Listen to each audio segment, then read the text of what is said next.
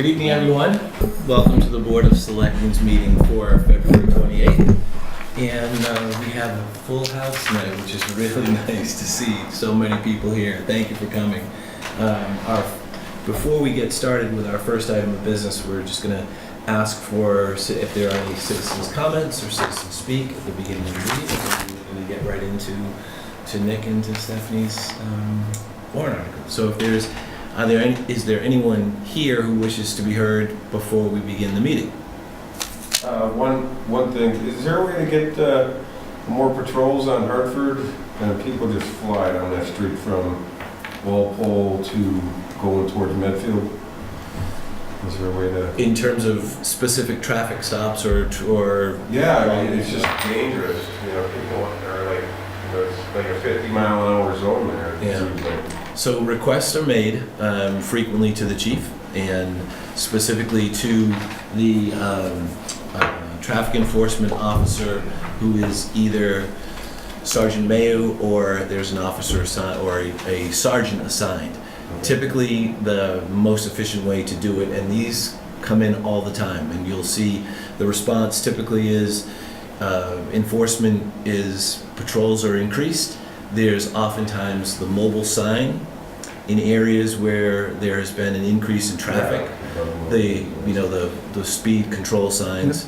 So the chief is very good about that. So I would suggest the first thing to do is we certainly can relay that to the chief on your behalf. We'd certainly be able to do it. We can do that. Yeah, that'd be great. Yeah. Because I've asked them a couple times, but I've never seen where it flashes your speed that you're going. Because, it happens to everybody. You start going along, you don't realize how fast you're going, and all of a sudden you look up and it's 30 miles down, and it's like, oh. Well, I'm sorry, I didn't get your name. I'm John Kuby. I live in 11 Stagecoach. Oh, very nice. Yeah. Welcome. Presentation. Yeah. Love Stagecoach. Yeah. Very nice new neighborhood. Yeah, it is nice. It is very nice. So that area, one of the things that we're dealing with through the town, and Mrs. Hunter's spoken to this, as Mr. Springen has, and I, is Waze, your mobile device, an app that you can download, is directing people through streets that have never seen the type of volume that they're experiencing. So this is the phenomenon of not just Hartford Street, but Walpole or Dedham Street. Yeah, any little side street. Any little side street. So if the technology can divert traffic off of main streets to avoid lights and stop signs through neighborhood streets, it's happening. Sure. I mean, what got me, just last night I saw on the news that some lady said her GPS took her on the railroad track. Yeah. It's like, oh yeah, well that the GPS was driving too, wasn't it? That did happen to me in Milan, and I was in a cab. Oh, okay. Yeah, that's a scary situation. Yeah, well, you wanted to go around traffic. Yeah. So thank you. We will do that, and happy to look into that on your behalf. Any other items? Any other questions? Anyone else would like to be heard?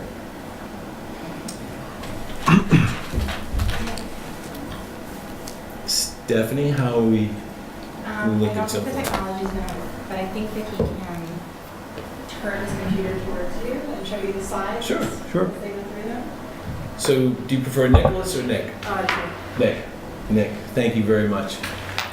If you would like to just take a couple of seconds to introduce the amendment, introduce what you tell us what you are proposing to do this evening, and if you would be kind enough, first of all, to introduce your mom to us, and then everybody else, your classmates with you. So. Should I show you the amendment sheet or? So we have the sheet. Yes. Yeah, we have the sheet. So we're part of the environment CAG of Dover River Middle School, and we are trying to plastic bag ban in Dover, Massachusetts. And this is my mom, Stephanie Kubi. I'm Nico Ban. I'm Matthew Darren. I'm Christian Gasal. Well, thank you all very much for being here, and thank you for taking the initiative to do this. We really appreciate it. So, Thank you. without any further ado, Go right ahead. So make some big slides that you play, and then you can talk and turn it around and show them, okay? So why plastic bags are bad for the environment? They pollute our water and our land, like how you see them like on the side of the road all the time. They're made from non-renewable resources like fossil fuels, and those can't really. They contribute to climate change because for every 9 plastic bags that are made, it's like driving your car a half mile.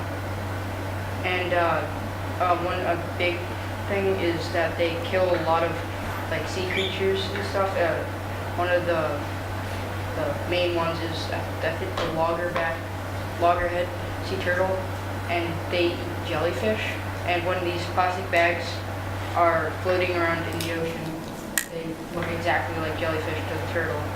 And when they eat them, they're not like slippery like plastic bags. They don't slide down their throat.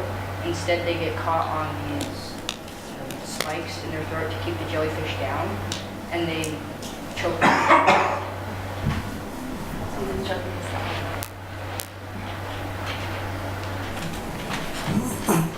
Thank you.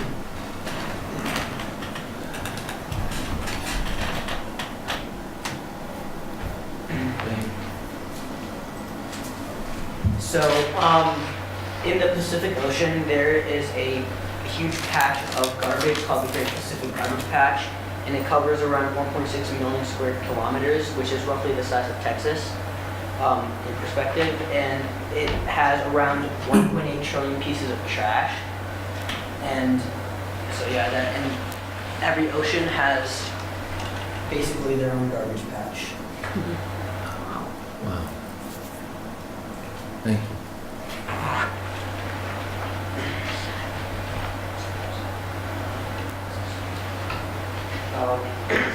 What happens when an animal eats plastic? Turtles and other sea creatures eat the bags. Some animals cannot digest the plastic, which leads to them dying. And also they choke on it.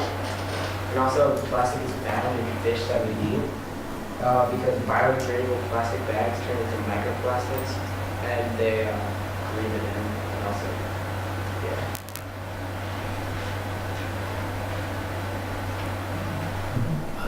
Thank you.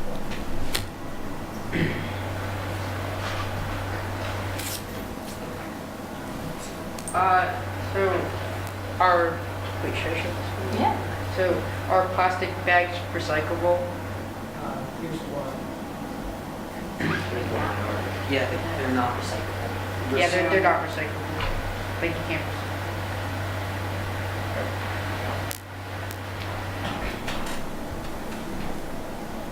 Can I just move it? Sure. It's perfect. Thank you. You're not supposed to recycle plastic bags at home. But why? The bags are made of recyclable materials, but recycling companies don't want them in your blue bin. Seems strange, right? It's due in part to single-stream recycling, which is common in many communities. It works like this. You toss everything into one bin, and it all gets sorted at the recycling center. Special gears separate flat items, like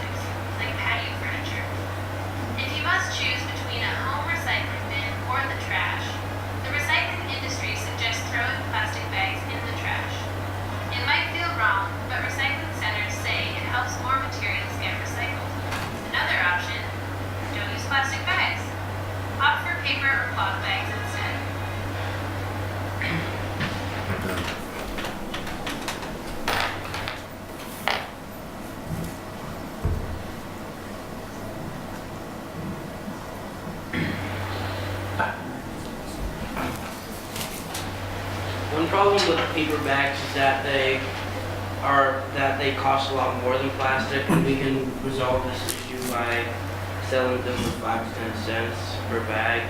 And these don't hurt the environment as much because on the farms that these paper bags are made in, for every tree that's cut down, there's usually one planted. And reusable bags are the best, and they can be sold at stores or as fundraisers.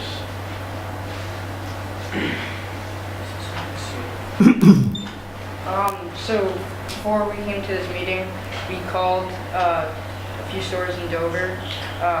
Some of them are the Dover Deli and the Dover Market. They both refused to do a voluntary ban. They both said that by putting a price on the bags, like putting a price on the paper bags, we believe that they would drive away business. The more money they would have to, more money that customers would have to spend.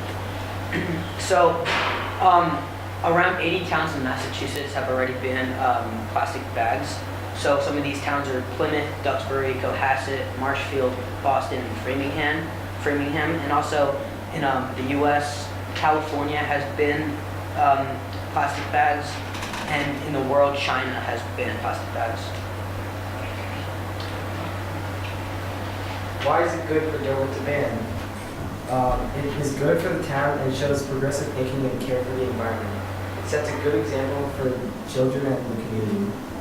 It is soon to be a statewide ban since they were recently banned in Boston.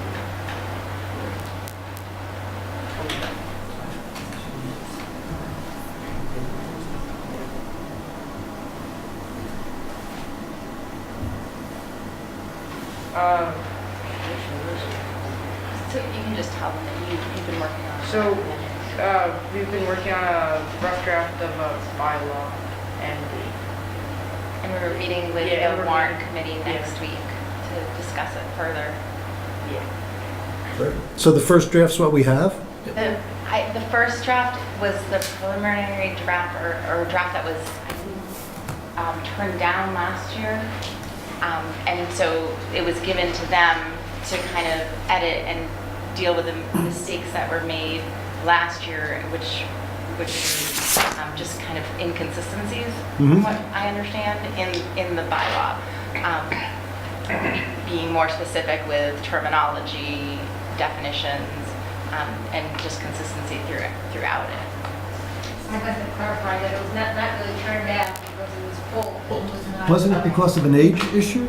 Or was It was full because the timing of the work of town council and such, it was too short a time to get it done. Okay, okay. So it was pulled at the end.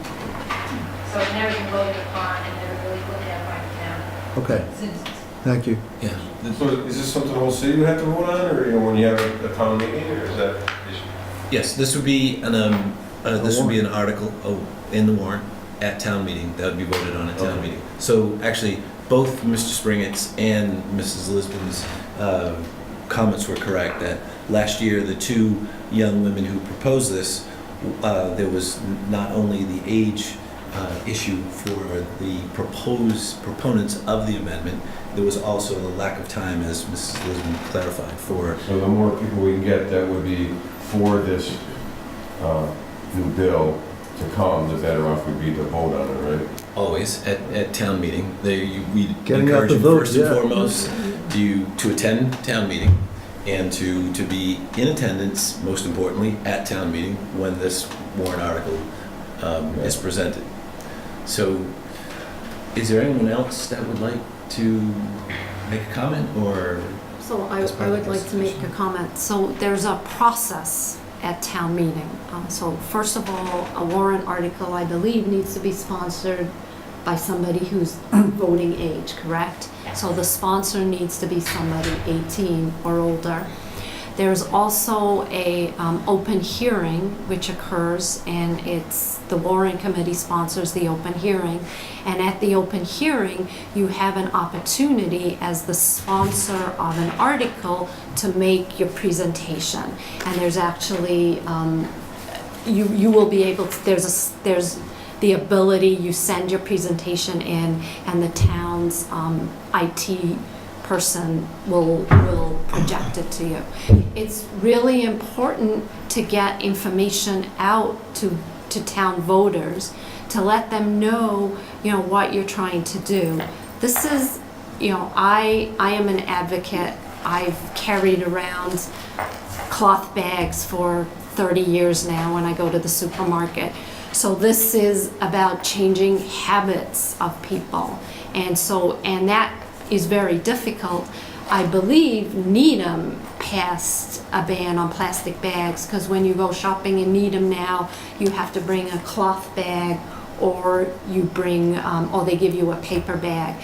So I think it's really important that this is something that you support, and I commend you for supporting it, because every small step we take to help this environment is gonna save it for you guys, the next generation.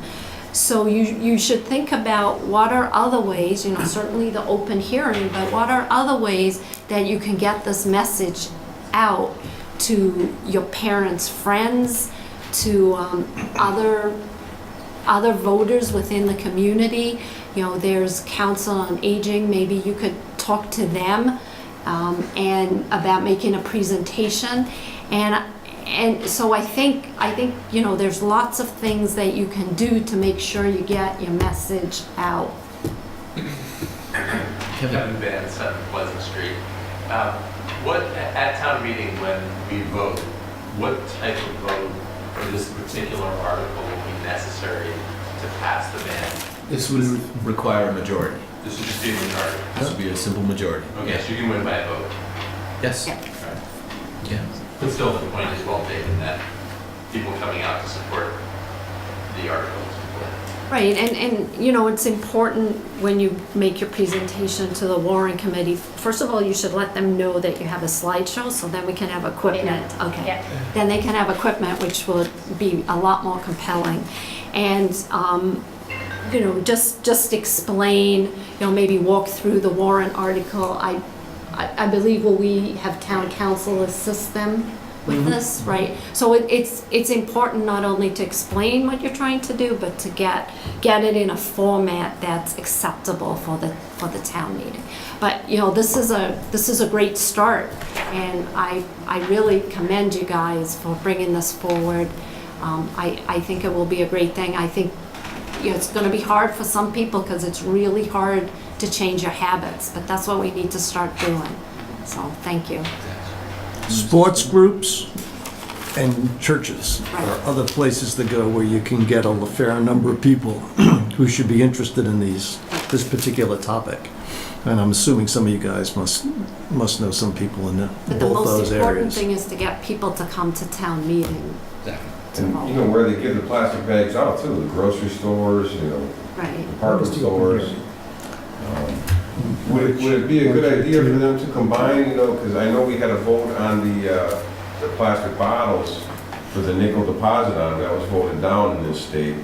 Why, I have no idea, but with that, we had a discussion earlier about the little nip bottles that you see laying everywhere. Yeah. It's just ridiculous. If you put a nickel deposit on them, you wouldn't see those anymore, because people would actually be going to pick them up to get their nickel for them. So that's a bigger issue. I think So- that's Yeah, an it's a issue bigger for the issue, Commonwealth. right. I have a great idea for you. There's a woman present who's going to give us a commercial shortly about an opportunity for everybody in the town to get involved in something that I have been involved in, to your point about bottles and trash, that we all have been involved in. It's a Dover cleanup day. Nothing exemplifies what you're doing. Well, I can't, as much as I love to continue to steal her thunder. That's right. Open hearing is the 18th of March. Right. But when you do the town cleanup, the one thing is the plastic bags, and I think I know there are other people here that walk streets of Dover or the woods, and I frequently come back with a plastic bag full of those little nip bottles and other things. Right, and I ask myself, where do people think when they're driving and they throw it out the window? Where do they think the stuff is going? And so it's great to be conscious about that and to make sure that, you don't throw things out the windows. I think banning plastic bags is the first step, but there's a lot of other things that we can all do. It's a great organization. Mrs. Lisman will have lots of information for you to. And Mrs. Greenwood. And Mrs. Greenwood. I'm sorry, Sheila. It's a great opportunity to get classmates, as Mr. Spring had said, teammates, to get organizations involved. You promote the article, you can promote awareness in what you're doing, and get as many people involved in what you're about to hear tonight in a town-wide effort that's been going on for several years and gaining popularity. You can quite literally sign up to do it at any age and stage. So adults of voting age at town meeting, awareness, and then partnering with a group or groups that you're about to hear about tonight and other nights. So again, Great start. That's one, Kevin here at 7 Blood Street. Will they be able to present at town meeting? I understand that it needs to be sponsored by Voting age. Yeah. citizen. voting age. Voting age citizen, but I don't know about the presenters. But at the presentation, will the, He hasn't decided, the moderator hasn't Yes, decided that's yet. Kevin, it's a good question, and it's entirely up to the moderator. So Mr. Repetti would make a ruling on that, determine probably well before town meeting, and I would imagine that you could have a conversation with him at any point in time, but yeah, we'll do that in advance. I would say, as Mrs. Hunter pointed out, in advance of the open meeting, to where all these things will be presented for the first time, to have that conversation with the moderator. And then, is there a reason you picked John Kubiel on the Stagecoach? I don't know if I'm supposed to keep kind of repeating that. No, go Is there a ahead. reason you picked the day after St. Patty's Day? Is the day to go town pickup, town cleanup? Who picks those dates, by the way? I think it's always the first Saturday in May. Right, the first, Is I it? thought you said March 17th. second. That's the open. That's the open hearing. The open Oh, that's the hearing. open hearing, okay. That's the town bylaws. So that's at night though, so you... Right, that's at Yes. 7 PM. 7 p.m. The Monday night. thing about that is if the boys are able to present the auto at open hearing, it's a great experience for them. The other thing that they're going to find out is what the opposition has to say to them, Right. which will be very important because then you can tweak your presentation To fit, based on the concerns so that you address them right away. So I think we ought to talk to Jim Repetti pretty early now, make sure that he'll permit it, and then they should go to open the warrant. Open hearing. And when's the preliminary, you said, or something you're supposed to do before that? The March 17th. No, I mean, we're just suggesting, to Kevin's point, you should talk to a lot of different people, and when you talk to them, there will be people that oppose this, because it's hard, and you need to incorporate some of that opposition into your presentation. I noticed that you said there's something about a preliminary thing that you should present it first before the actual town meeting? That is. That's the That's open. the open hearing. Okay, so that's the 17th? That's or the March 18th. 17th. 18th? 18th. Okay, so she said 17th. Yeah, we don't agree on a lot of That's- things. It's Just part of the thing here. At night, because I know 17th, Sunday. everybody's waking up for St. Patty's Day going, oh. It's Sunday, Monday, it's yeah. a Monday. It's Sunday the Monday at 7 17th p.m. and Monday the 18th. is- Right, good. Yeah. Thank you very, very much. Very well done. Excellent start to this. It's a compelling presentation, and we're looking forward to the next. We'll follow this along, iteration, yeah. Following it along, and you'll get a lot of support, and you will get opposition. It'll make it. It's a great experience to go through this stuff, really good stuff. Thank you. But never give up, there's always a way. We'll find a way. Yeah. Thank you. Thanks for coming in. Hopefully you guys finished all your homework.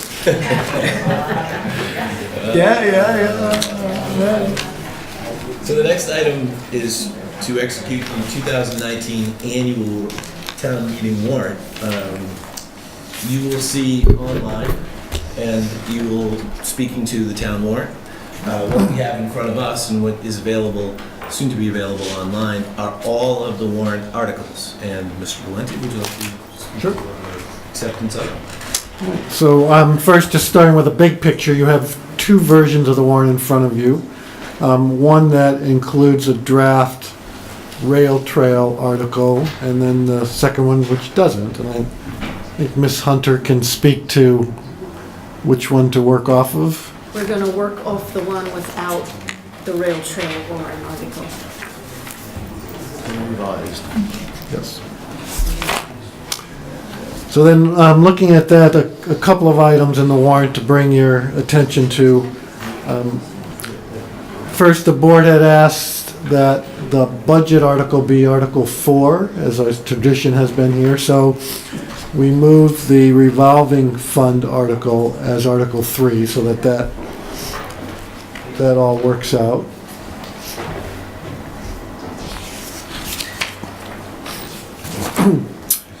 Second to point out is an Article 5, which is the capital article.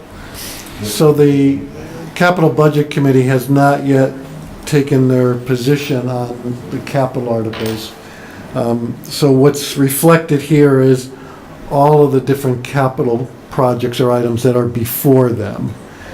Even though they haven't, this isn't meant to suggest they're going to recommend all of these, but this is everything on the list that they're considering. And things can always then be withdrawn at town meeting.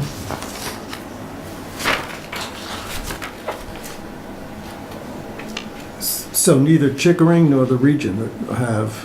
Right, so there was initially a paving project at Chickering, and if you recall, last year or the year before, there was a paving project as well, and we had talked to the highway department about incorporating that into the paving program in Dover. And so the highway department is going to do the same thing with the one capital request that the Chickering School had.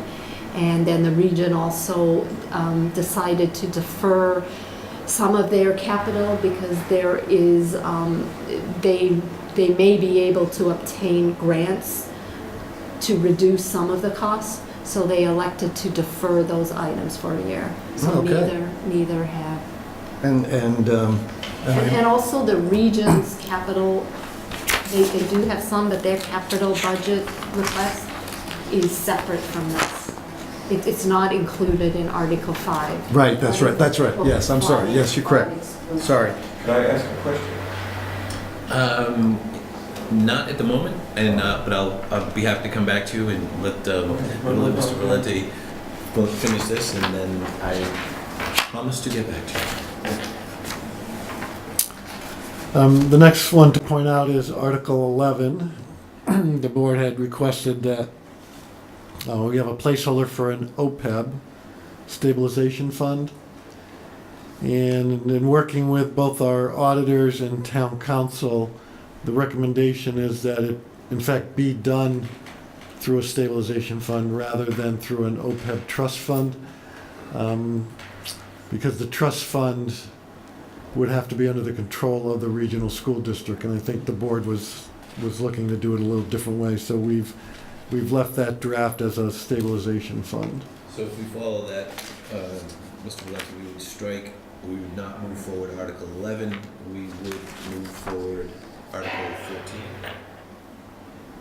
No, you could create an OPEB stabilization fund. But not a trust. But not a trust.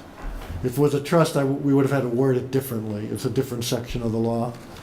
But the trust fund didn't accomplish what the board was hoping to accomplish.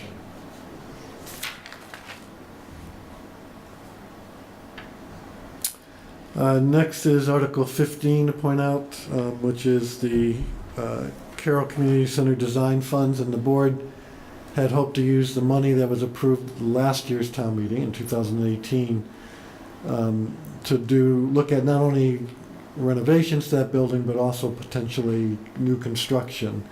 So we worked with town council on that and came up with wording that would allow that. There's no new money being requested as the board asked for. And that's the important point to make. We're not requesting funds, it's just the use of the funds. Expanded use. Expanded use.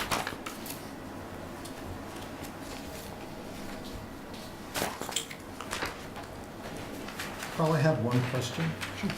On number 10, Article 10, here we're asking for money for, to do an information technology study. And I would also, I mean, thinking on this would be if we do the study, we'd also probably want to seed or fund some pilot projects. And I wanted to make sure that the article was broad enough to be able to do that. I don't know if that is necessary or not. It was just a question I had when I went through this earlier today.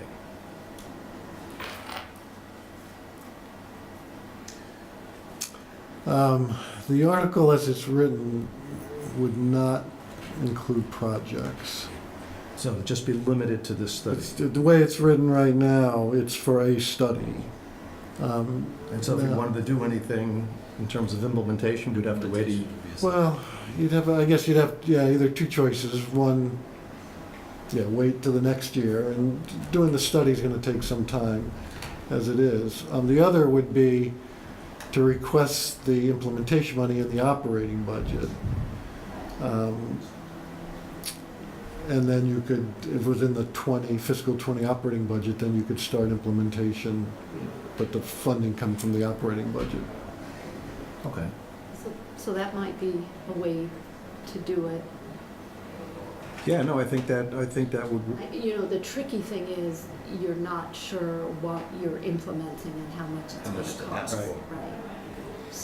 So you, although we want to begin the process, and if we find something that is compelling, I'd like to have the ability to start. To start it, We're not going to have. So we could, because you haven't voted this yet, change this wording, make it broader than study. We could say And study of and including implementation. including phase one of implementation. Okay. Because If it's we can broaden only, it, that'd be great. it's only 12 months, so how much you would be able to do. No, my You know, guess how much is at most one or two pilot projects. Right.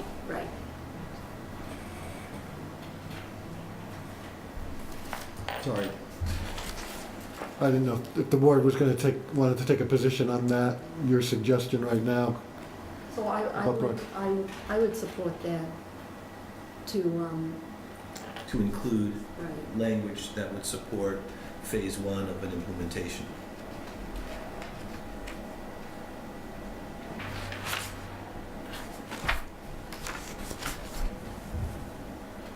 Okay, we'll make that addition. Thank you.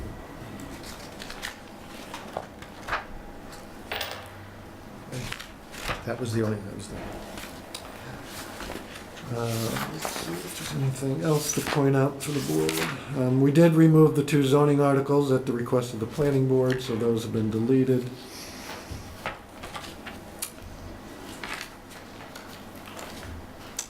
And I think everything else is pretty much things you've seen in prior years.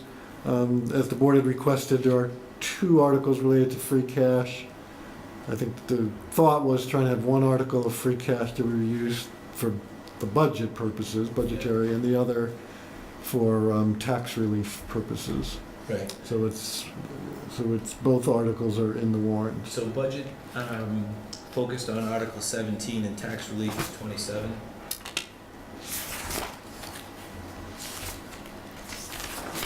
I'm sorry, 26. So yeah, 17, that's correct, 17 and 26.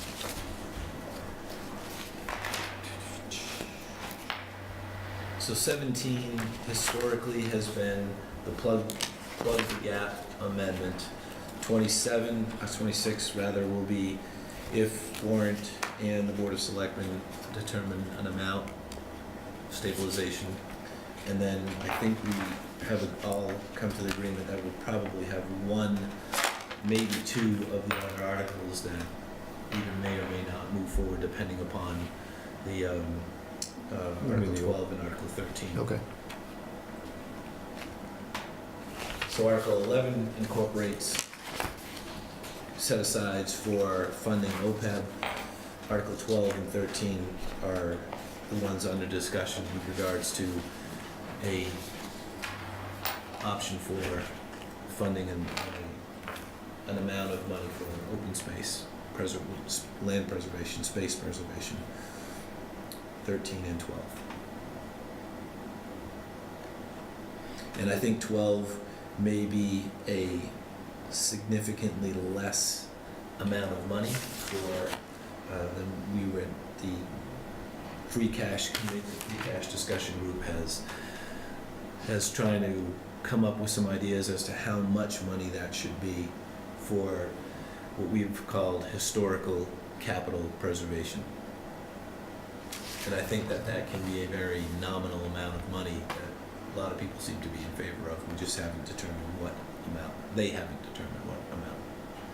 Anything you would like to add on that? Well, so there's 13 and 14, so what is 14? So 14 would be the land preservation. 13 would be the land. 14 was a placeholder that we determined was not necessary. That reflects, so currently we have a stabilization fund, so if we wanted to add to the current fund, Yes. it's just a generic stabilization fund. It's a true reserve account. So I think really those articles will be dependent upon the amount of money that warrant feels is adequate or necessary. So my understanding is that there's going to be a joint meeting Well, we between talked about, warrants, we talked about it. I don't know if warrants we, and the Board of Selectmen. to go through the entire through, free right. cash. Right. Yeah. Yep. Yes. Okay. But that's not been set up. No. Not that I'm aware of. Okay. To be determined. Let's do it St. Patty's Day. Definitely not me. I have a place that we can do it as well. I'm sure. The town hall is closed.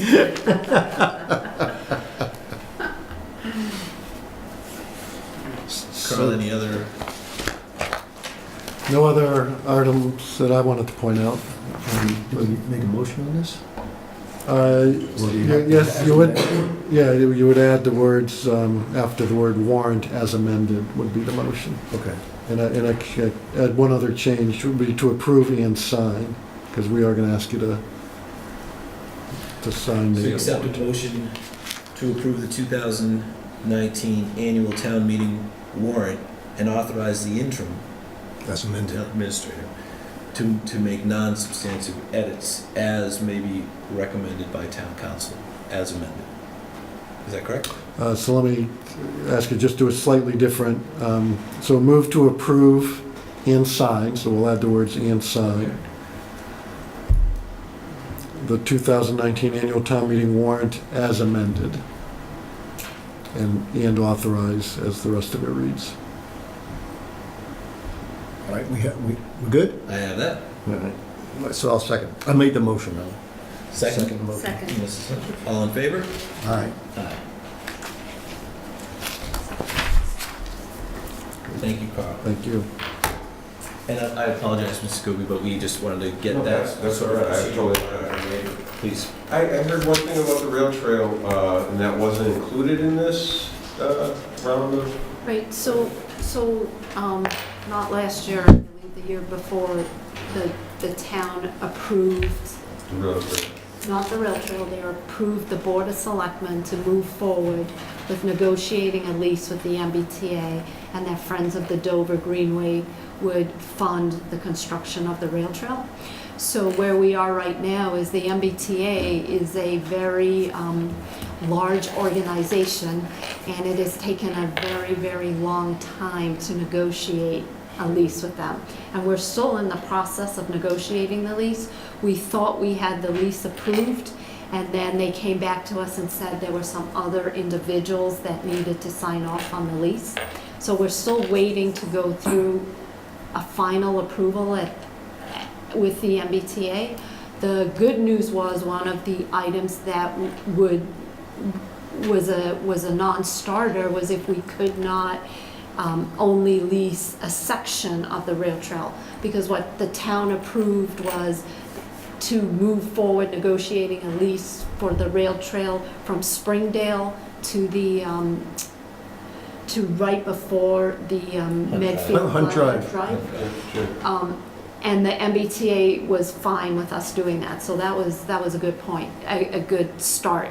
But we're still trying to finalize the lease, and we thought that we might have some issues with the lease and may have to go back to town meeting, but we've come close to being able to get to a point where we believe we have a lease that the town can be comfortable with. We also applied for a grant on February 1st to assist with the funding of the initial stage of the lease, of construction. And that initial phase, what that entails is getting good design plans and specs, so we have a much better idea of what the true cost will be to complete the rail trail, and also to do some additional due diligence that needs to be done. And the only way you can do that is by having permission to actually get onto the rail trail to look at certain things, to make sure that we have appropriate title and rights of way. So you need skirmish rights. Right. So it's just somewhat of a cumbersome process. Right. But, thankfully, Mr. Valente has been through this before and has been extremely helpful in helping us navigate, especially the grant process, which was something we really hadn't done before, and we really scrambled, and thankfully to him, he came back from vacation and helped press the button to get it through. So we're very excited, and we're hoping that we'll be able to move this process along sooner rather than later. Sure, yeah, 'cause I remember going on that as well, so. And then the other question was, you said there was a commercial or something, or some information that I'd be interested in? The one was here earlier.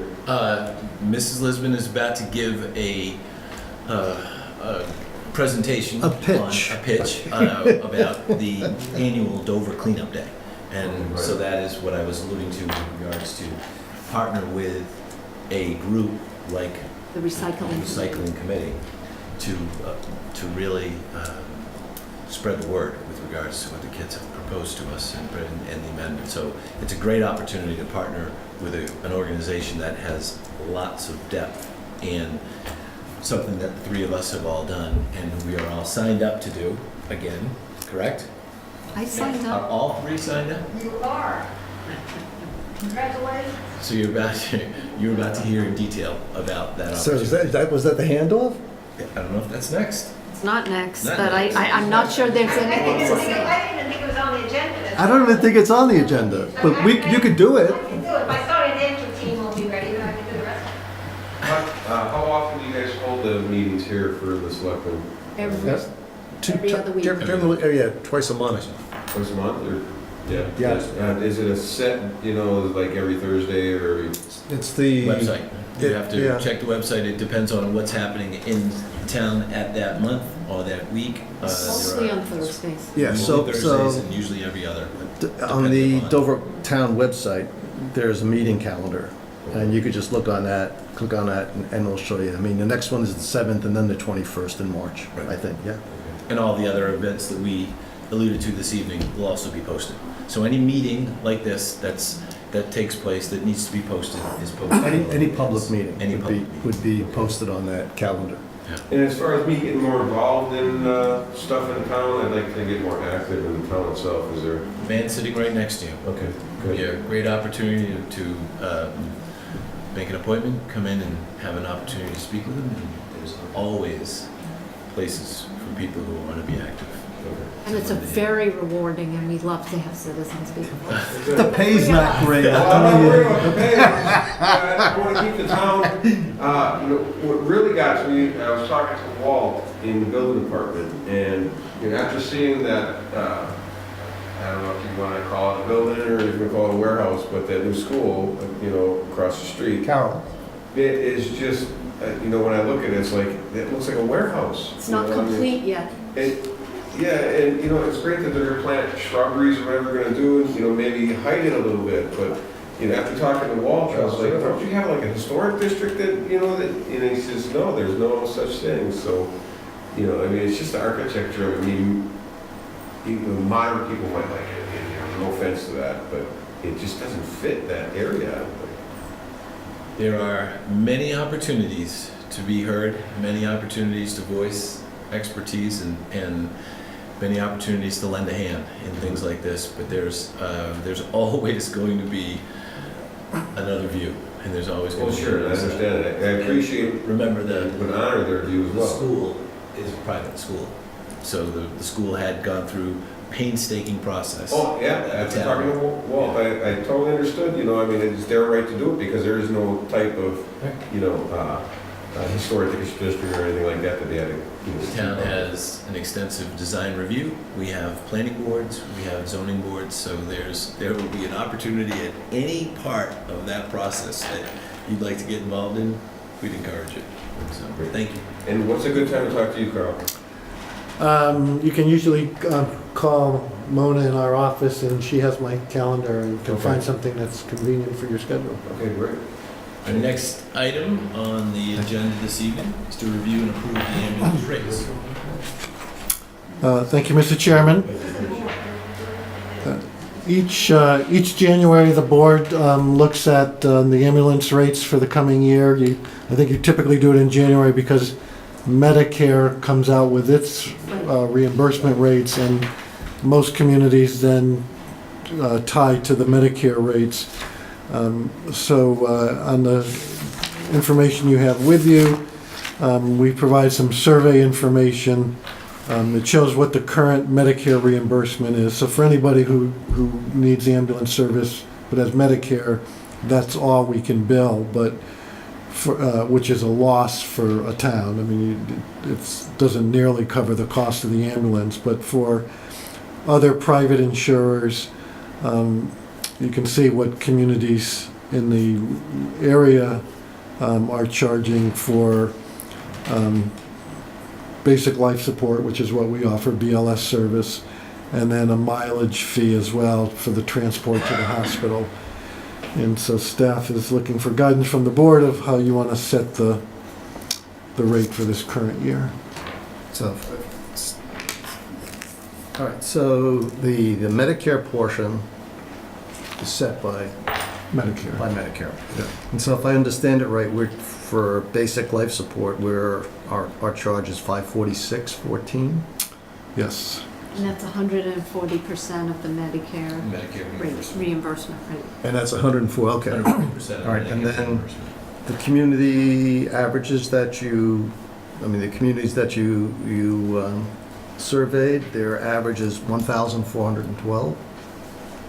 Most communities are about 3 times the Medicare rate, so that to cover the costs of ambulance service. And then there's, sorry, so that's those towns. So what's the bottom? The bottom is where towns have a department, a specific fire department that has a dedicated staff, and if you... Oh, I see, okay, so okay. The only... Okay. And when was this practice of 140 has been... I don't know how long that's been in It was place. increased last year, and it was probably increased, I don't know if it was increased the year before, but we had increased it last year to, in my first year, I think it's always been said, and I think that's just been the town's. So is that something we should revisit? I beg your pardon? Is it something we should revisit? I would be hard pressed to do anything different right now without, talking to the fire, the chief and understanding, what the impact may be. Yeah, no, I think that's important, Right. sure. So I'm assuming the recommendation is the 540. This is a policy issue. There's no staff recommendation for this. It's just reflecting what the percentage has typically been in past years. I did speak with the fire department. They don't it hasn't come before the fire engineers, so they just haven't taken it up. So they thinking really that this haven't was been- really a selectmen's issue, and under state law, it's the board that sets fees for the town, but whether you'd want a recommendation from the fire engineers or not is up to the board. Well, I think I think, take Robin's point, I think that, well, I'm sort of surprised that we're that far off the median. But I would want to understand what it actually, what it means in terms, to raise it to some, Right, so 2 times, what's- and so what the what's impact would be. on citizens? On citizens, yeah, exactly, so I You think. know, also a lot of these towns over here have dedicated staff. We don't. So I would think our costs are less. Yeah. So to give you an idea, and I don't know if this is relevant, it's the next item that we're gonna take up. There's the Is the Yeah. portion. The that- accounts The receivable. accounts receivable that we abate. So there's a total of 14 bills that we abate. Yeah. And that has been consistent, that number has been consistent. I haven't seen a lot of change in that over my tenure. And I don't think that number has gone up or down. About in amount. 10, 12 years ago, there had been a many-year accumulation of those past due invoices, and there was a huge write-off. And a policy was established at the time that every year Right. it would write off. It had not been done prior to that. So that's why the number has decreased. Okay. And this number that in front of us for that write-off of See. 14 cases for about $8,000, that has been Right. about the same certainly since I've been. So I would imagine that the combination of what has been the median rate for the town and what the acceptable rate that we charge for our taxpayers has been something that I would think the town, and again, we can dive into this a little bit deeper, but I think there's been a significant focus to keep that rate lower, a lot lower than our surrounding towns. Well, I think that to me, it's been very helpful in some of the work that we've done, particularly on the capital budget committee, where we looked at we did comps with like towns. And, again, sort of as a guide. And I'd like to see something like that done. And where you have a volunteer group and you don't have the expenses, that's going to change the dynamic a little bit. And I think getting to a point where we understand some of this stuff could be useful. As long as it's, and again, the impact, you clearly want to worry about the impact on residents. Right, so the issue before us is, I think, we need to approve the rate. Yeah. What you're suggesting, I completely agree, should be done, but I would like it to be done thoughtfully and there to be time so that we Yeah. understand what the impact might be. So I would like to suggest that we vote on the 140% at this meeting with the understanding that we are going to work with the fire chief and the EMTs to understand, the impact of increasing the rate and whether or not this 140% of the Medicare rate is reasonable for them. Right, that sounds good. It has a reasonable impact Yeah. for the people that are using it. So Right, so then I move to maintain the ambulance rate, to approve the rate at 140% of the Medicare reimbursement rate, and I'm assuming this should be effective January 1st, or? They've already done billing going back, so I think if we made it effective, the board made it effective March 15th. Okay. So effective future March one. 15th, okay. Second. all in favor? Aye. Aye. Thank you. And then we should just make sure that we follow up on. Yep. On that Understand. conversation. Mr. Valenti's made a note. Thank you.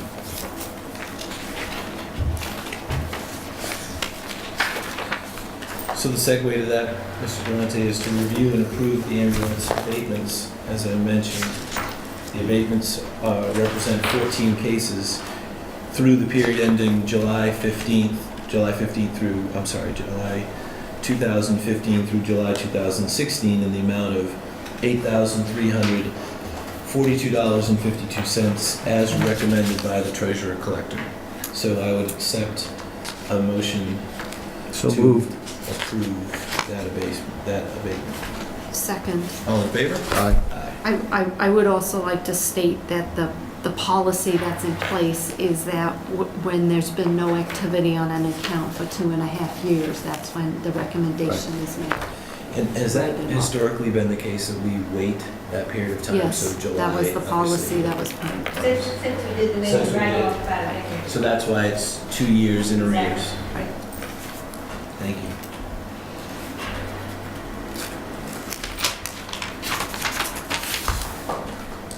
The next item on our agenda is the remote participation policy. Mr. Valenti, would you like to comment on? Mr. Chairman, at the Selectmen's meetings on both January 10 and 24th, the board discussed and reviewed a draft policy that would permit town board and committee members to participate remotely via telephone or otherwise at public meetings that they were otherwise unable to attend. The board requested that the draft policy be sent to other boards and committees for their input. We heard back from 5 different boards in town. All of them were very supportive of the draft policy and urged the board to approve it. And purchase appropriate equipment. Well, there was a little bit of debate over what appropriate equipment might entail, and I thought it was a tin can with a string, wasn't it? no, it's gonna be a little For bit you, more. Bob, that's what we're gonna That's do. what, yeah, that's what I can handle. You might get your own phone booth. And a uniform. Yeah.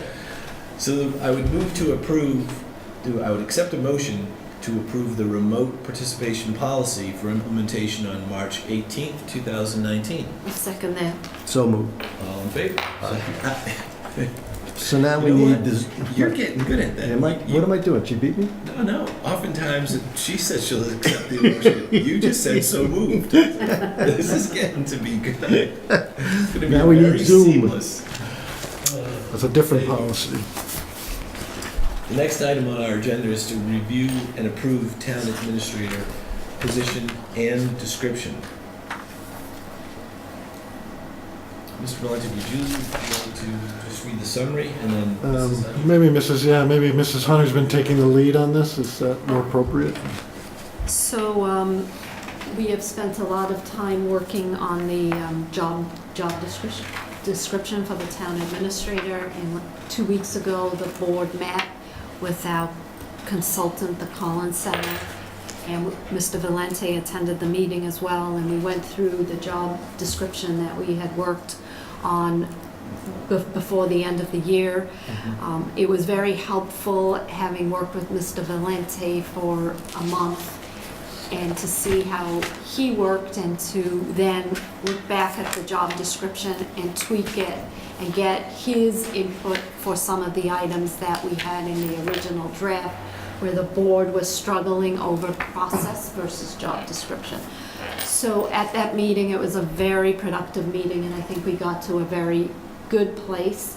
And I think the job description as it reads now includes concerns of the board and reflects some changes that Mr. Valenti had suggested that we make. And I am looking for the board to approve this job description, as we would like to begin to post the job, the permanent job, and the goal is to have the position posted on Monday. So, Would you like to add anything to Mr. that? Valenti had sent out he took notes at the meeting. I was very appreciative of that, and redlined the job description. I am comfortable with the job description as presented. Well, let's do it. All right.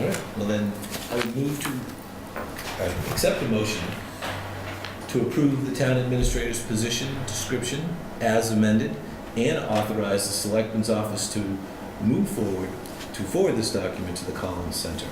I will second that. No, you gotta make the motion. Okay. You gotta so moved. So moved. Second. All in favor? Aye.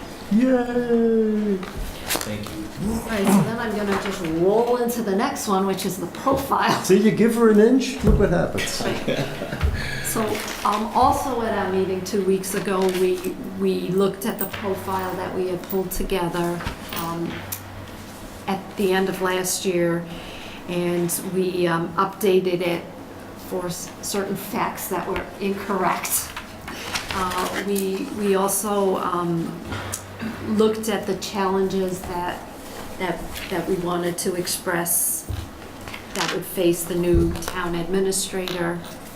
And again, we made sure that process wasn't included in this, and we moved certain things around. And at the end of the day, I think, again, we have a profile that truly reflects the input that we got, not just from the board, but the meetings that we held with various committees, input from the staff.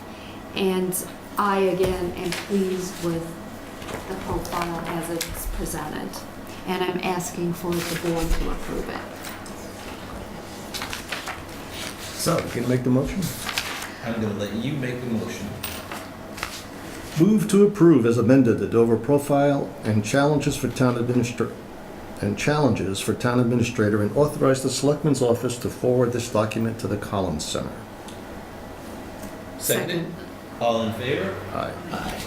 I worked really hard to review this document and find something that I could get Carl with. Not even one. Not one item. Not a single. Not even a comma. I was so disappointed. Well, clearly you didn't have an issue with some of the changes I made as well. Oh, it's so much fun. Carl, I really appreciate you taking the lead, and your input was really helpful, so Good. thank you. You're welcome. Hopefully the committee will like it. Exactly. And Felicia will they're looking forward to seeing it. receiving it. Right. The next item is to review and approve the Board of Selectmen annual report. Which version? The second one. Yeah. I don't know, the one that I think. The amended town report committee, Okay. with edits from the town report committee. Which they did a very nice job, I have to say. Oh, they did. Yeah. They did. They're sticklers for number of words. Yeah. I've learned that. Yes.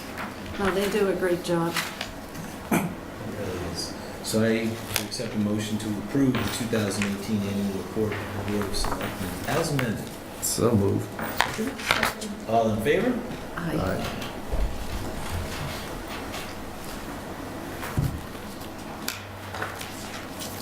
Selectmen updates. We've covered lots of these so far this evening, but you're up there. Would you like to I, Yeah, it looked like it. I think Pretty much. you couldn't not much cover left. everything? Carroll Community Center, Mr. Springer? Okay, so, the process through February has really been to sort of gather data and information, both about the renovation costs the historical renovation costs that we have, and what like communities and neighboring communities have in terms of either COA or community centers. And at this point, I think we're about, I'm going to say 95% complete. And I think there may be some chasing for some loose data elements, or may want to confirm something, but I think, we're going to stop with the information gathering phase, and then start to get into analysis of the information that we have, with the idea of creating presentations or information documents for residents. So we anticipate that'll take up the bulk of March. Ford and I met with groups from Dover Mom Association and Dover Library, etc. And 2 people showed up at our first forum, two gentlemen, and we actually spent an hour and a half with them going through things. So it was interactive, but it was small. And it was sort of interesting to hear their points of view and what they know and what they didn't know. So it was good for us just to meet and sort of Did they have the same views? Well, they were both sent to the forum by their wives, who were busy presumably with the children. But so they reflected sort of a newer residents. One was probably 5 or 6 years in town, and one was like 2. And so you get that point of view. And then subsequent to that, the next week, we met with the COA, where our attendance tripled to 6. And Ford and I, we spent about an hour and a half. So it was an interactive. I liked it because it was really interactive, and you know, we heard people have, you know, views, and we heard them, and hopefully what we were talking about and how we presented the information. And Janet Claypool sent us a nice note back, and so it was really good to get 2 forums under our belt. Our plan going forward really is to continue to sponsor forums for town purposes, use the transfer station if we can, borrow the recycling committee's tent. But I think we're also going to try to take advantage of other groups' meetings and ask to be invited. I think it's easier for us to go to them than it is for us to gather a group. So that was sort of a takeaway. And I think one of the ones that we talked with Camille and Joanne about was coming to a couple of the lunches that the COA has, which are well attended. So that's going to be part of the strategy. So in addition to the sifting through the information that we collected, we will be moving to formalize a communication strategy to the town. And that may be of interest to other people, you know, because a lot of different groups have been trying to do the same thing, and maybe we can find a way to reach more people more easily. Timeline change. We were talking with both. We talked with Carl, and we were talking about, is it feasible to think that we could get a yes vote to go forward with a design build phase in September of 2019 and be able to present at town meeting 2020 a full sort of set of specifications and an ask for a build. And Carl thought it was tight. We contacted Don Mills. He sent us back really a lovely email, very detailed email about what needed to be done. And so we think that the likelihood is that we'll be going from special town meeting in September of this year, 2019, to a special town meeting in September of 20 to get authorization should the town, you know, vote positively in either way. So that's a slight change. Well, we always felt that it would be better to have a special town meeting. Yes. And not have it as part of town meeting, because it's a very emotional issue. Yeah, so that was, you know, when we keep stumbling over sort of new bits of information as we go through the process. So that's good. So March will be analysis and putting together coherent, hopefully, presentation material.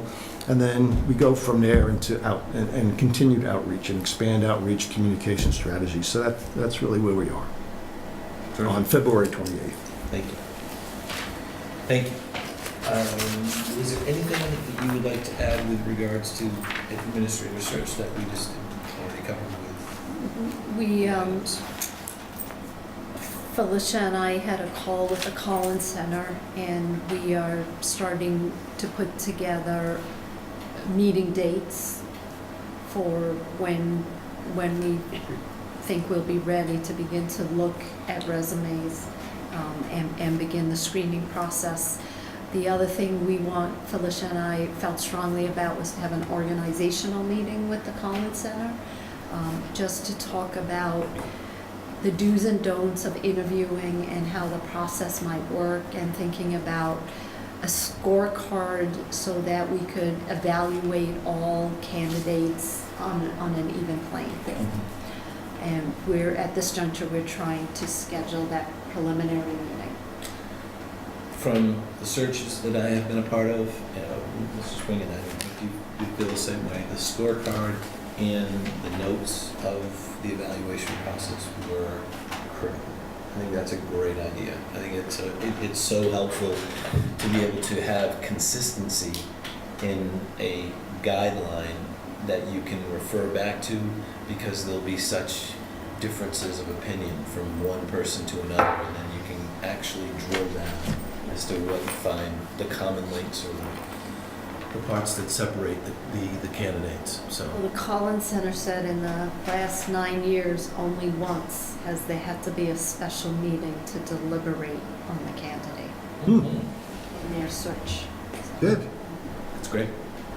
That's great. Someone just really stands out. That's what there you find, You find something. we've done so much preliminary work, and the sense they get is the screening committee is all on the same page as to what's important about the town, and they think that there's gonna be one candidate that's just gonna rise to that level. So we'll see. That's great.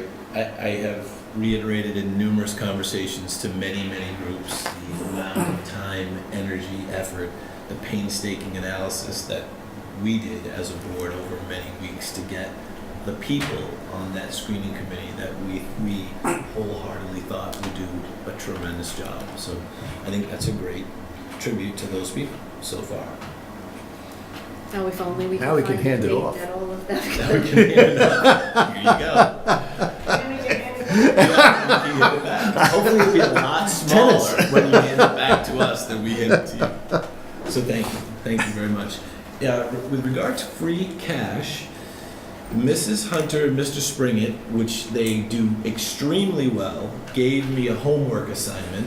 And Joanne and Carol, if you'd like to see this, the homework assignment was, we as a board are going to, in summary form, condense the articles that we are presenting at town meeting. That's why I removed one. Yeah, she's also good at that. In a summary form, in something that we can have, that we hand out to people, we distribute at meetings, whether it's the open meeting that we'll have later this month, or whether it's on a Saturday at the RDF, or a Sunday at the RDF, or at the library, or at the market. We want to have a very concise view, representation of this is what we're doing, this is the background, this is how we got to where we are. These are the numbers and the methodology behind where we are. So the framework, our intent is to have not only this free cash as it pertains to OPEB, as it pertains to stabilization or anything else, but also some of these articles that will be a little bit more involved if we can drill down, just as Mrs. Hunter described with the interviewing process for our town administrator. If we can do, the more we can do at the beginning to educate and to draw the analysis to the surface, we feel will be very helpful at town meeting. So this was the first attempt at that. Okay. And that's where we are with free cash. And this I did get input from many people outside obviously from the two of you. And I actually have some comments I'll forward. Okay. So, any other items? So the only thing, we'd really like to schedule that joint meeting with Mark. Yes. As soon as we can, because this time's gonna fly. And then confirm the framework and make sure we're all on the. We also need to know from them dollar amounts. Yes. I think that's going to be very Yes. important. Yes. We did, with one other, just a quick comment, Well, were dollar amounts or percents? Did you guys decide? percents as a budgeting guideline. Right. And a strategic guideline, percentage of the free cash as a percentage of our overall budget. Certainly number one. Number two, we were informed this week that the regional school committee is going to begin to set aside, this particular year, and vote on a $500,000 set aside to fund OPEB at the regional level. So they have begun that process. They are very, very excited about us taking on this process and beginning to address the OPEB from the Dover standpoint. Good. Yeah. So it definitely is something that they are thinking about, and they were very happy to hear that we are thinking about this as well. Anything else? Next item is our town administrator update. Mr. Chairman, so I have 4 items on the list, although I'm going to add a 5th item as well. The first is regarding board goal setting. So the board has had some informal discussions about perhaps having its own goal setting session sometime after town meeting. Help set the framework for the next year, for the new town administrator and so forth. I wasn't clear, or I guess I just want to ask, if that's something the board wants to move on. I'd like to start thinking about a date, because sometimes that's the hardest thing, is setting up these types of meetings, is finding a date that works for everybody. I would suggest you plan a full morning for it, or, you'll need a good few hours. We found, again, this is just last summer, because there was a new guy on the board, we did a series of planning meetings. And I think they started pretty early, I don't know, 7 or 7:30 in the morning. And it accommodated people who, their business commitments. So maybe we might have to do this just because of people's professional obligations. We may have to do this in a couple of 3 meetings. And I thought everybody sort of thought that was a pretty worthwhile. It worked very well. I wouldn't mind trying to have a morning, if I know. If you know it ahead, you can plan Do it. that, but I think it would be nice to just sit down and at least try and make sure we're all on the same page with objectives. And then if we need some follow-up meetings, we can certainly do that. Yeah. That would be a really good way to. Well, I was flexing to you. You're the one who. Right. No. If I know far enough in advance, then I can just block off my calendar. I could take the day off. Really? That's new. Wow. Yes. Really? Yeah. The other part is I would like to have the opportunity to incorporate Mrs. DeShillo and Mr. Willente and those meetings. There is a great benefit. Tremendous. I just can't say enough, right? There's no superlatives that go far enough, but to having that when it's possible, and certainly we don't want to. Well, Carl will have to be there. Impossible for you to Carl has to be there. Carl has to be there, yeah. And so, Carl, we would like to be able to have that, so it accommodates both of your schedules. Okay, we'll look at some dates and get those out. So this would be in June? Probably, either late May or early June. We'll get a variety of dates for you to look. Okay.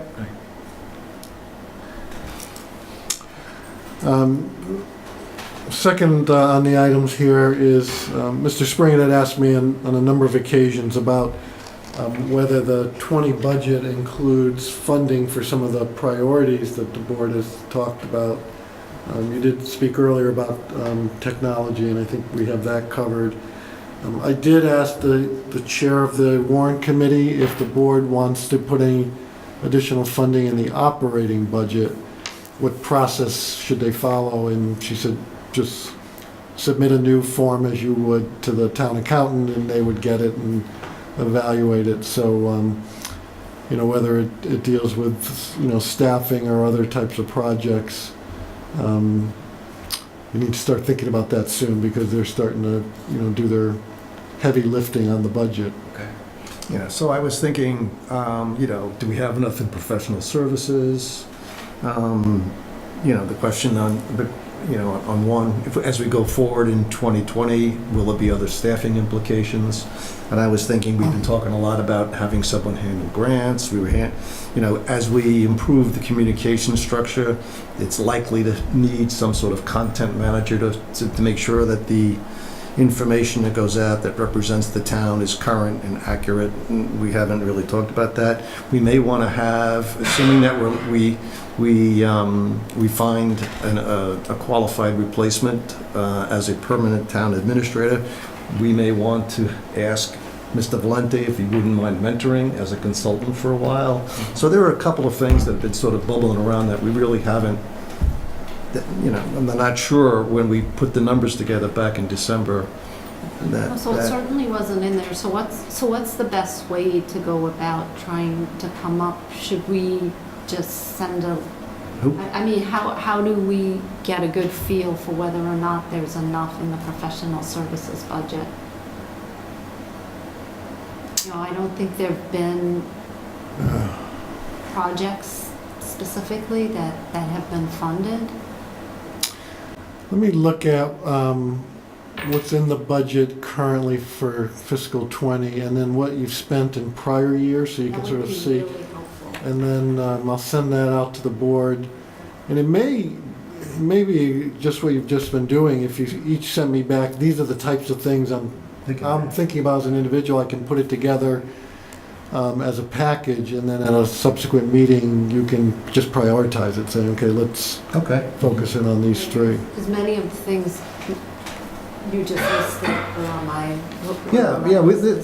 We've been sort of kicking this stuff around for a while. And one of the things that came up in my interaction with you, Carl, around capital budgets is the need in town or the change in philosophy that they're looking for more work to be done up front, and there isn't money in budgets per se for that. So that was something else we had talked about. Maybe we should have a little something in professional budgets for various departments, so you can get the outside consultants to provide some of the information that the committees are looking for when they vet.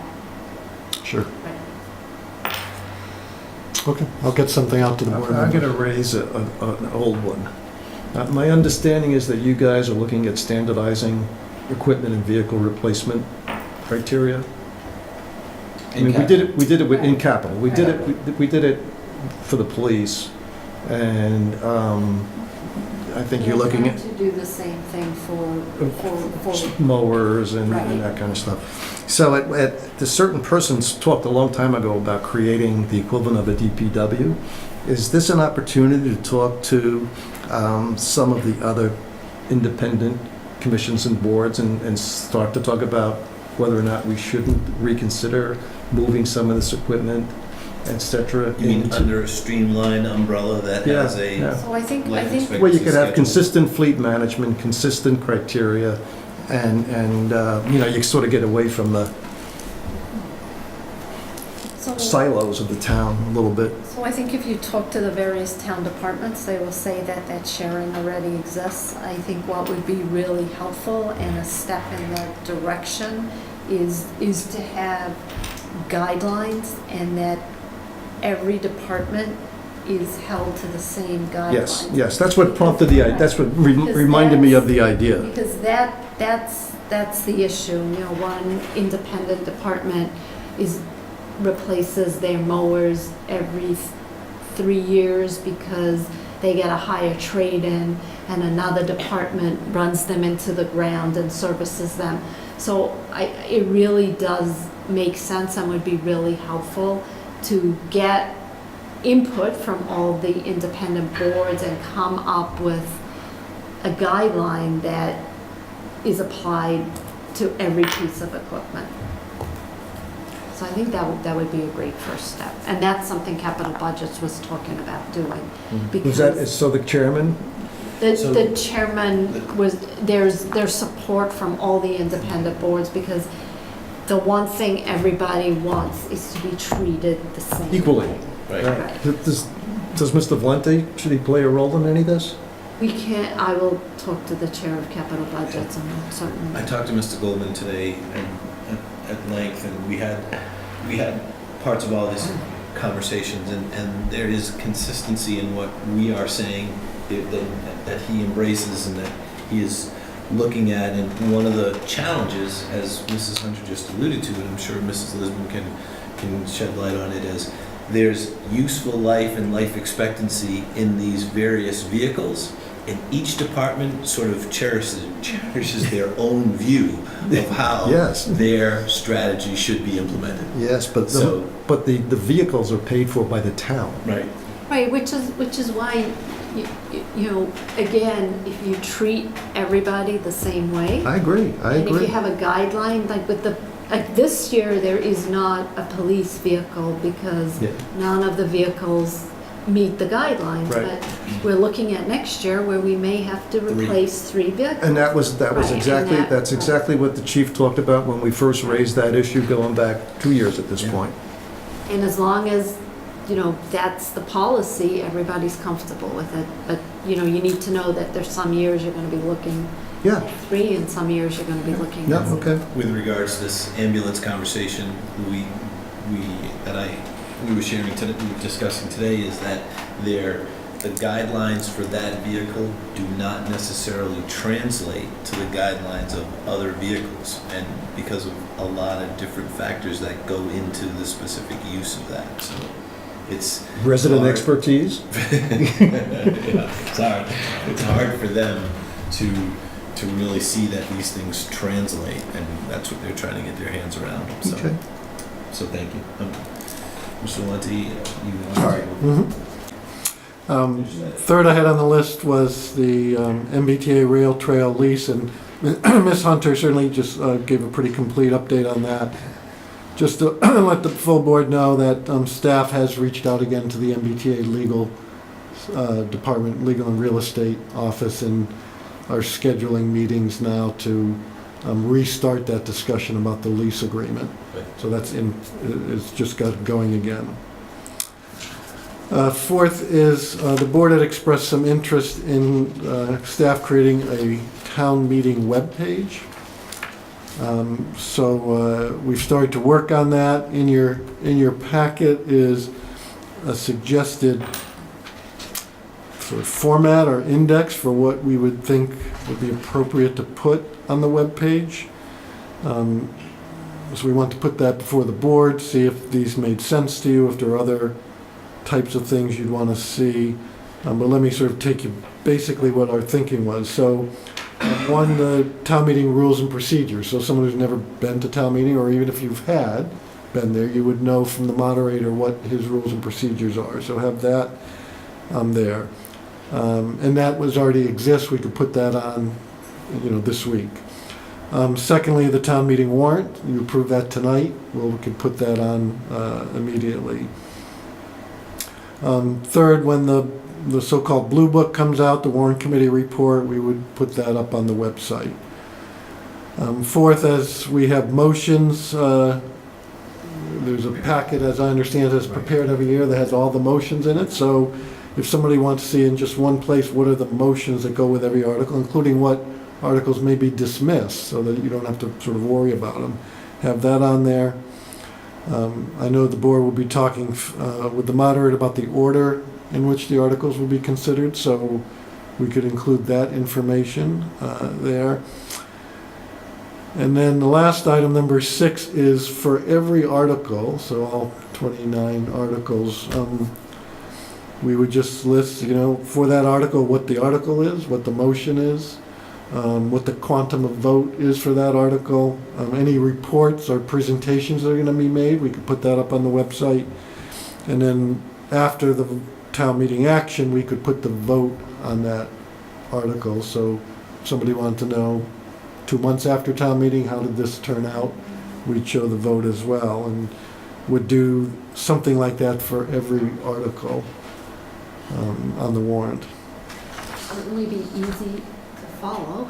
Yeah, how do I find it? How would I find the webpage? So we're creating on the home page, there will be a quick link that says town meeting, yeah. Just the top.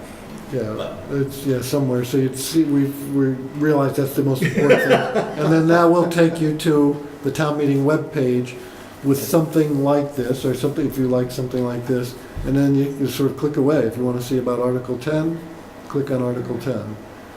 You just want to see the warrant, because you don't want to wait for it to come 2 weeks in the mail, you're just dying to get a hold of it, you click on the warrant. Only John does that. And Ford, not Ford, John and Ford. Ford, yeah. Could be John Ford, but I'm not sure. I think he was a movie director or something. You know, as I said, this is, I do not know why we never thought of this before, but it's perfect, and it's an easy way for people to get information on all of the. It's another one, it's another way. I mean, we always had information on articles that were critical. Right. This is an easy way to get all the information. Would you also have a Google on there? Yes. Yes. And Mr. Jeffries, you talked about earlier about the putting together these sort of short pamphlets on different subjects. You already have the free cash outline. So again, that would go under in this as well, so people could also have it that way. One of the things Mr. Springer mentioned about the outline is it has to be data rich, but it can't be too long. And it's people want to know, what is this for? What's the implication? How is it going to affect me? And I think that the ability to do that on the site is terrific. And we have tendency to use jargon. And when when when we had these massively attended forums, you realize that you really have to break things down and go back to English, and dump the jargon. And so how these things are presented, it needs to be readable, it needs to be understandable, and you got to stay away from jargon, insider lingo. Yes. You'd be writing all this wonderful content. You do. Well, most of it already exists. Because a bunch of it is the legalese, but I think, like for instance, with free cash, it behooves the sponsors, which is us, to have an executive summary of what you're trying to do. And so each sponsor, for instance, the plastic bags, I would strongly recommend that sponsor also put together an executive summary. And then there will also be the presentations, which if you want more information on it, then. Mr. Kobe made just a good point in asking basic questions about process of how does somebody, a citizen who's interested, to the extent that they have done, go to that next step. And I think this is a great start, so thank you. And hopefully citizens will use it. Like I always tell people, many years ago when I was chair of the Warrant Committee and we actually had overrides, and I would tell people it's really important that you come to town meeting, that you understand that we have an override and what it's for, and that you read the blue book. And I can't even tell you how many very well educated people sent me an email or called me to ask me what article the override was. Because they just didn't have the time. Right. Yeah, no, it's absolutely true. We're also looking into, we know there's Wi-Fi in the auditorium, and whether if that won't conflict with other things going on, but that people could then bring their devices, go onto the website, so you wouldn't necessarily have to bring reams of paper to town meeting.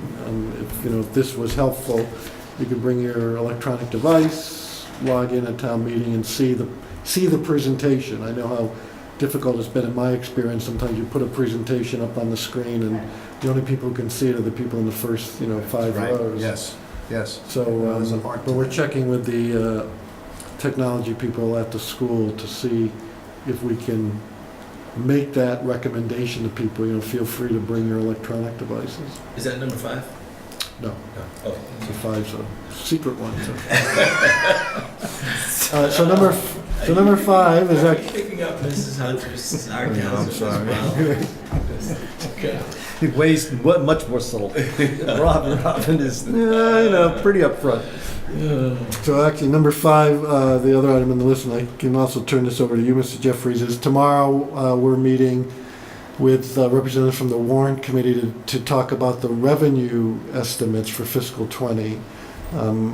As it's been explained to me, it's typically a representative from the board, and will be Mr. Jeffries, representatives from the warrant committee, and then from staff, it'll be our town assessor, our town accountant, the treasurer, collector, and myself.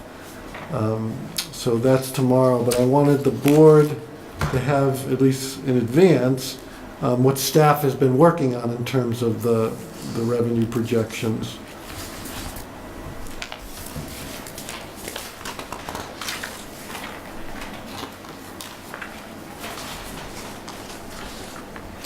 And there's more data here than we need to, I didn't mean bring to. my reading Yeah, glasses. it wasn't the purpose to go over the data at this point, but just so you have it, so you're not surprised, over the weekend that you hear about this. What we tried to do is, similar to what has been done in the past, provide sort of an overview of historically what the revenues have been, and then a projection for fiscal '20. So that's what the cover page is. It's formatted a little bit differently than has been done in the past. We've tried to align it a little bit more with the way town meeting votes and the way we have to report to the Department of Revenue. But it's pretty much the same pieces are there. So the tax levy is shown at the first box, table 1, state aid is table 2, local receipts is table 3, and then other funds is table 4 is the basic offset. And then everything that follows is the backup documentation. So that if somebody wants to know, and this particularly comes up in local receipts, where did your motor vehicle excise number come from? We've created on page 5, to use an example, for motor vehicle excise, which is one of our larger local receipt categories, a history of the number of excise bills. So excise bill is what you receive for your car, the tax on your vehicle. The number of bills each year and the average dollar amount of that bill. So we can see trends, because we don't want to overestimate and we don't want to underestimate on some of these items. So we've tried to provide some historical data in each of the backup pages.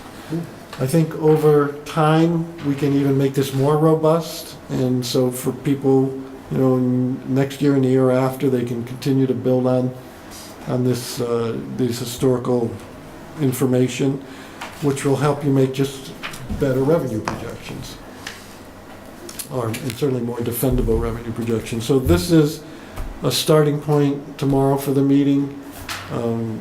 And certainly the group will, I'm sure, have some suggestions on what we can do to tighten this up even further.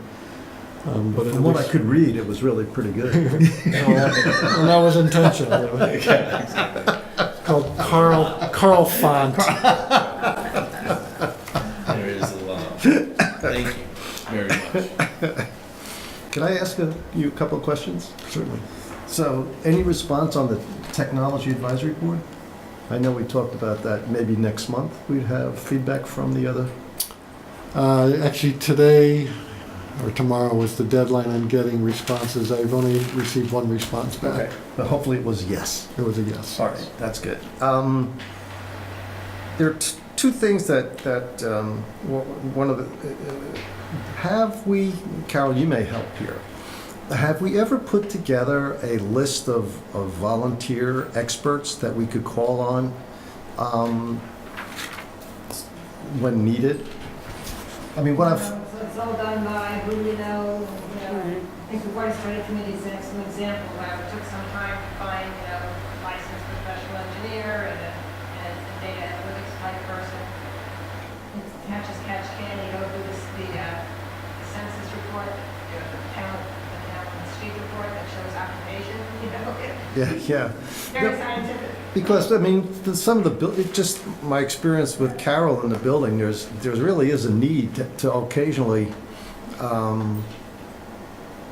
get somebody who's in the business. The heating systems that we use in the town buildings, the ones that we're replacing are getting more complex, there are more choices.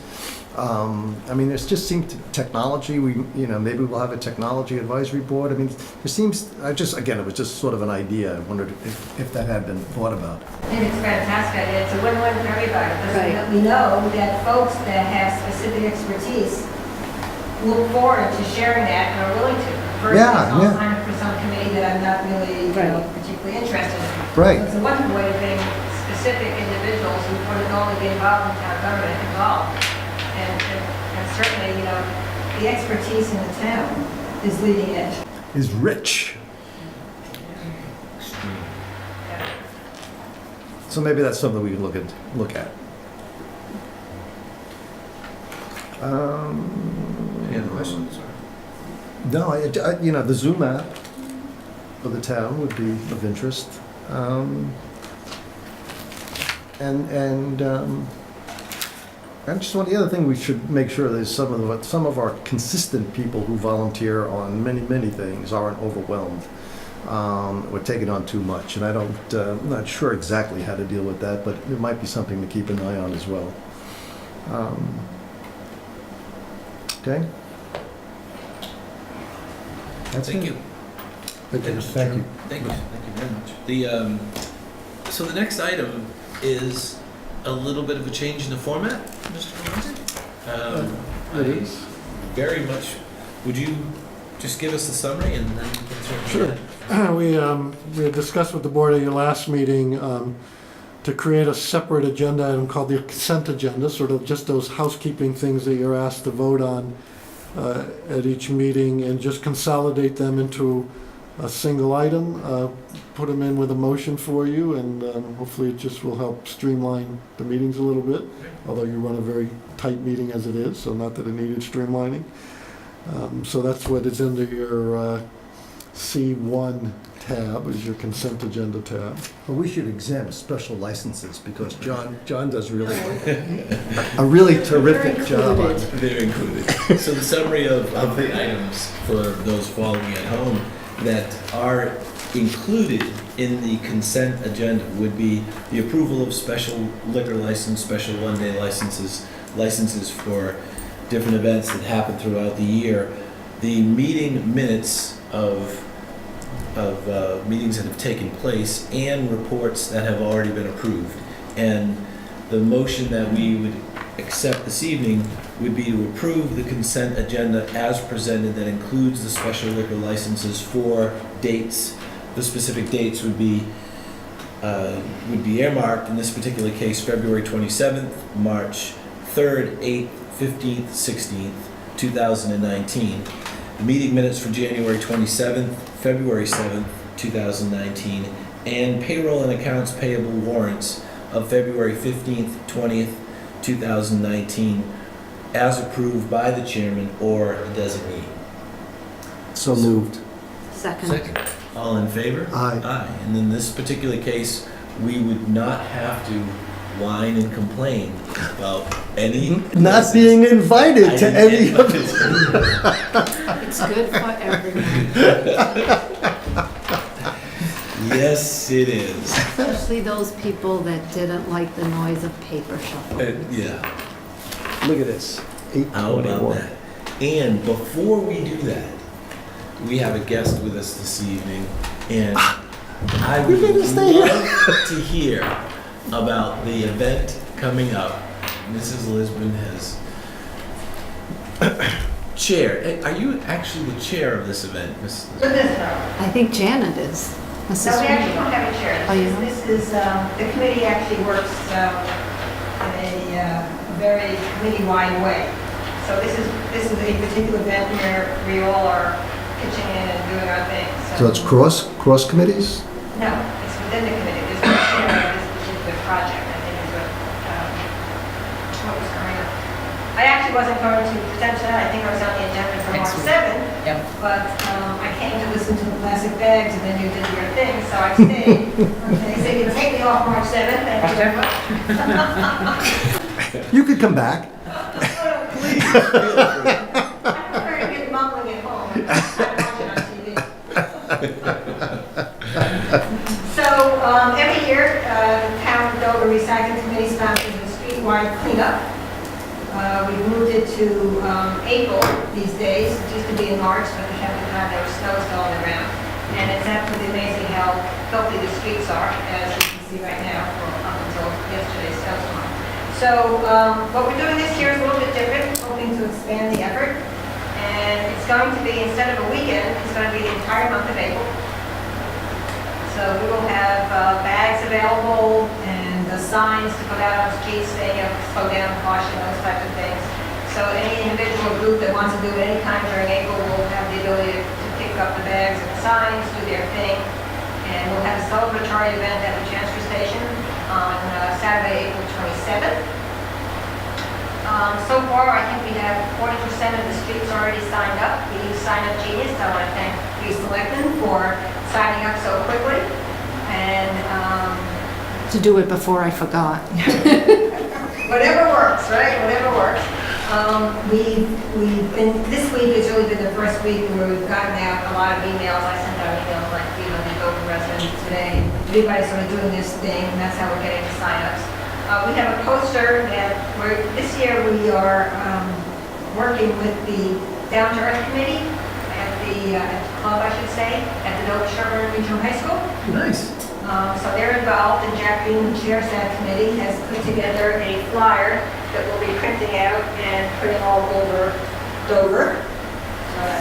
Pass that around. it's dangerous to give you a phone. My Can't wife. touch Yeah. Yeah, you can't touch anything. You have to use your urban heating. Yeah. So we're putting that all the retail spots, the library, our office, and so forth. And we just hope to make it a big event. Another big change is that in the past we had yellow bags and black bags. One was for recyclables like cans and bottles, and the other one's for trash. What we've discovered is that the recyclables are pretty disgusting and are in such a bad state that actually our end user recycling. Even the nips? Yep, even the nips. So the only fun with the nips was that we were able to do a contest. What do you think is the most favorite nip of this Yeah. Peppermint the schnapps. The schnapps things, and last year it was definitely Bud Light. Bud Light. Oh, But the anyway, giant vodka bottles. Oh, the giant vodka. Some of Nips them. are that. So many of them. Yeah. So anyway, but this year, because it's in such bad shape, and we've heard from our end user vendor that the stuff is just junk. So it's just one bag, So it's all trash. all trash, all That's recyclables, unfortunate. everything just goes into one. It sort of goes against the recycling issue, but the fact was, it was a huge amount of work to find a very small percentage of recyclable material, given the condition of it all. So I think that will make it a lot easier also. And we'll make sure that bags are available. Once everybody signs up on Sign Up Genius, we will have bag pickup spots at the transfer station, at the townhouse, at the town garage, to make it easy for folks depending on their own schedules. A notice went up on the town homepage website today with a live link to Sign Up Genius. And it's been on Nextdoor, which I now understand has more than 1,000 of our 2,000 households in Dover. So clearly the best communication channel we have. Yep. And it's also on the Dover Facebook page, right, yep. So, yeah, it's sort of being blasted around the whole social media, as well as the old-fashioned flyers and so forth. I mean, I'm assuming you've reached out to other people with extensive email lists. Exactly. Good. So feel free to use your... I'm not in your league, but I'll be happy to. Yeah. This is 1,000 people on LinkedIn. You know, I was thinking I might offer to you is I'll donate a gift certificate to the cottage or door number 7 but it has to be, somebody gets to determine what the best items that they found. Okay, so Like, judging. We judge it. We were actually thinking about having a contest, but we're working with Mark Yeley, Parks and Rec, and with Craig at Transfer Station. We may just end up using the transfer station. Is because we're going to have it for the entire month of April. There'll be, and people, unlike past years where we paid highway department staff overtime to come pick up bags, we're basically saying, folks, bring your bags to the transfer station, or the Down to Earth club has offered to drive around. Pick up. But we thought we'd accumulate all the bags in one spot and maybe have a contest of, either the number of bags or the weight. Just to Because get what will that. happen is, Oh, that's a great idea. Trade Hughes will then take the front loader, put all the bags into a truck, which gets weighed, so we'll know what the weight is of the tonnages of the stuff. So we're thinking about something like that too. I'm going to give you the picture I sent to you, Yeah. which had, you could visibly see the golf club, the bumper, and the deer paw, which I thought the deer, like... That was the winner? That was in my bag. I'm like, how do you All from his lose... own backyard. How do you lose a bumper on the side of the road? I'm just amazed by what you find on the side of it. Yeah. And the discouraging thing, actually, I mean, the amount of volunteer hours that are spent on this and cleaning up is just fantastic. I mean, the city is doing Really a is. great job. The discouraging part is a week later they can do it again. It's just Yeah, amazing that how quickly. that really A has lot of us been. walkers will just, like any third or fourth walk that I take in my neighborhood, I just take a bag with me. And you always pick up at least a bag. Yeah, you really, I mean, I walk too, Yeah. and I walk along Pine, and from one of the places, and it's just amazing how much litter there is, and it just seems. Especially on Pine Street by Pond there. Yeah, they just, Right. it's. And Denham Street, as they come into Needham, and there's certain spots that are real. Old Pole Street, where I live. That being said, what we talked about before is that, certainly we've got about 50% of our land that's open space. And this year we've also roped in Park and Rec, Concom, Dover Land Conservation Trust, and the Open Space Division. So they're co-sponsoring the event. And that means that Park and Rec and Dover Land Conservation Trust and Concom, who are stewards of particular pieces of property, Right. will be involved also. That's great. We're cleaning that up. Yeah, that's really great. So we've really expanded it this year. Because even inside Noanet and Rocky Woods, people just throw their trash. Right. But, so if 50% of the property is open space, I don't know what that is as far as percentage of street perimeter. But it also means that because many folks have very large frontages, that it's really your own property as well that needs to be cleared. Right, exactly. The 100 yards down the road from the mailbox. There's a lot of streets like mine that have this big chunk of common land, and the common land fronts the street.